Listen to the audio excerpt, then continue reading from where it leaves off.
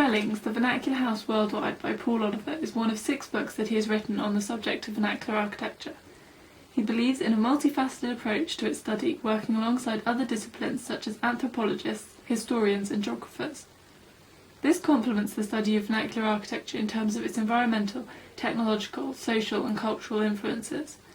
Having first written the book in 1987 and with later editions in 2003 and 2007, Oliver writes at a time when attitudes to the environment, use of resources and sustainability were significantly changing. This was partly due to incidents such as the oil crisis in the 1970s, which began to turn attention towards alternative ways of producing energy. Now, in the 21st century, globalization and better communication and transportation technologies have helped to raise public awareness of issues such as pollution, climate change and global warming, and people are far more concerned about living a green life and being more sustainable than ever before.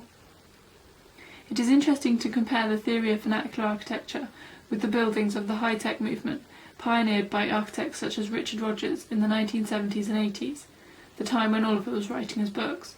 In this movement, the emphasis was placed on a high specification of improved and integrated technology into the design and construction of the architecture. In contrast, the examples that Oliver explores are fundamentally low-tech in their construction and during use, generally utilising locally found materials and hand construction techniques. The book is split into 11 main chapters, with an introduction, epilogue, notes and a glossary. Each chapter explores a wide theme that influences or help define vernacular architecture. The chapters in the text are not arranged chronologically or geographically, but instead move from rural to more urban environments and contemporary concerns. The chapters are split up with subheadings to guide the reader through elements and individual case studies of buildings and construction processes at each stage. The majority of the text is concerned with describing cultures, construction methods, types of buildings and climates. However, Oliver also uses other writing techniques to convey his research to the readers. He explains the process of constructing dwellings and the techniques for working certain materials step by step at relevant places in the chapters. It is important that Oliver provides definitions through the text of particular tools, rituals and techniques to help the reader fully understand the technical aspects from different cultures. Definitions are provided both in the text and in the glossary. The use of definitions aids division and classification, allowing Oliver to categorise and explain the differences between elements and cultures. Cause and effect is used through the use of case studies, showing how different causes, such as climate, culture and resources, result in different architectural responses. Images make up a significant part of the book and are vital to understanding its content. Often Oliver is writing about his own first-hand experiences for a Western reader who is unlikely to have been to the places where Oliver has conducted his fieldwork, or know about the people, resources or construction techniques. As a result, the photographs, maps, annotated diagrams, plans and sections are used as aids to help explain the content. The images are simply laid out and located on the same pages as the relevant explanations. Oliver's main attitude towards vernacular architecture is that it is not simply defined by construction, techniques or the aesthetic style, but instead by the numerous social, cultural, technological and environmental limitations and potentials that affect its inhabitants. These factors combine to make a dwelling, not just a shelter. In this text, Oliver does not try to present a fully comprehensive catalogue of types, but instead discusses the factors that determine and influence the dwelling.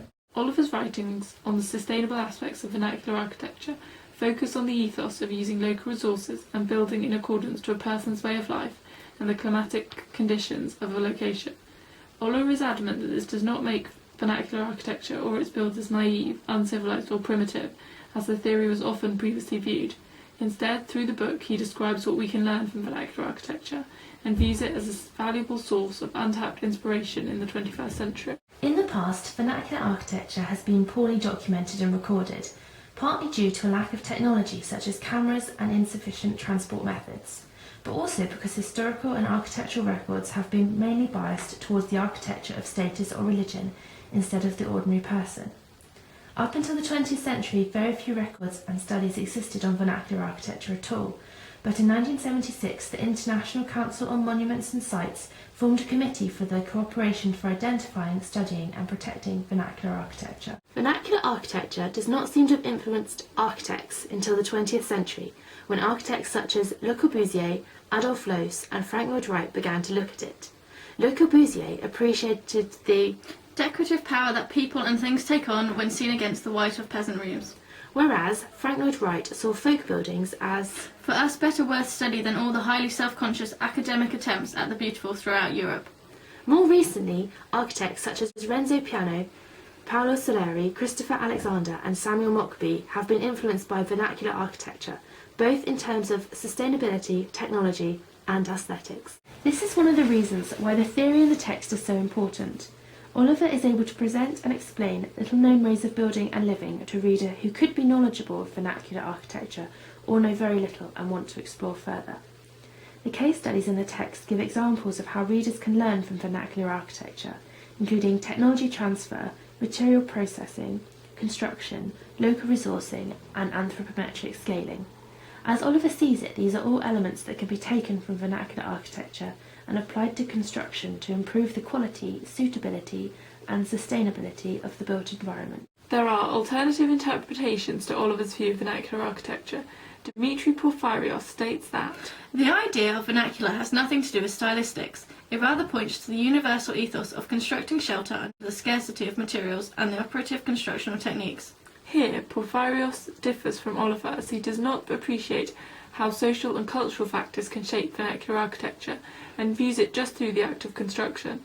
Another writer that presents a slightly different attitude is Bernard Rudowski in Architecture Without Architects.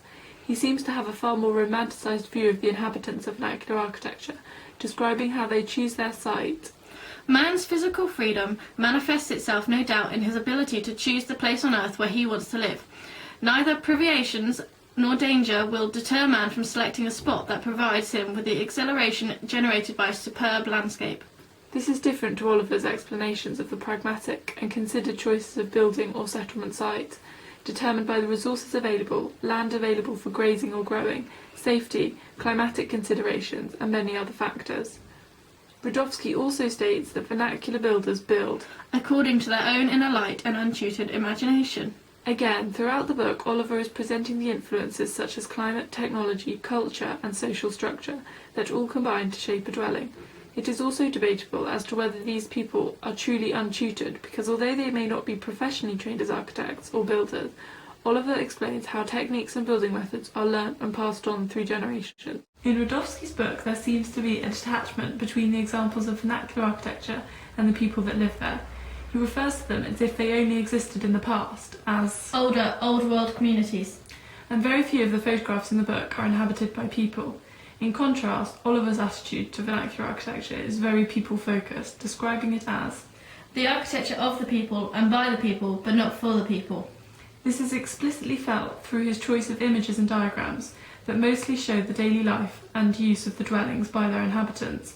In this way, Oliver makes it clear that vernacular architecture is something that is still very much in existence today and does not only exist as a romanticised past.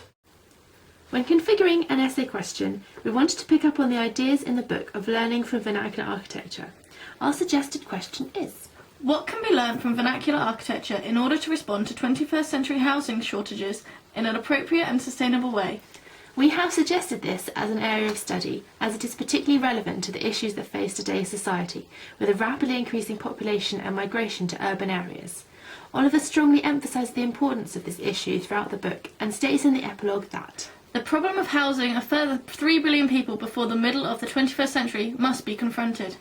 We see this question as a general area of investigation, which the individual student can narrow down and specify the area of focus, perhaps relating to an individual country, city or settlement. Oliver uses the example of the rehousing programme implemented by the Chinese government for people displaced by the flooding of the Yangtze River as an example of a missed opportunity. In this situation, 1.2 million people have been displaced and many are forced to move to newly built cities with high-density, prefabricated buildings that are quick and cheap to construct. It would be interesting to study whether these new houses take into account variations for family life, ways of living and working, or use local resources or technologies. Perhaps the student could suggest how the situation could be improved and used as a model for future developments.